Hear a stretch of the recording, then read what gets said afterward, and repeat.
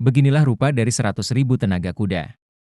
Mesin Wärtsilä Solier RTA 96C adalah mesin pembakaran internal terbesar yang pernah diproduksi. Mampu menghasilkan tenaga maksimum hingga 107.000 tenaga kuda. Pembangkit daya ini menelan biaya lebih dari $20 juta untuk diproduksi. Dengan berat 23 ton. Mesin diesel 2 langkah turbocharged ini memiliki kecepatan rendah.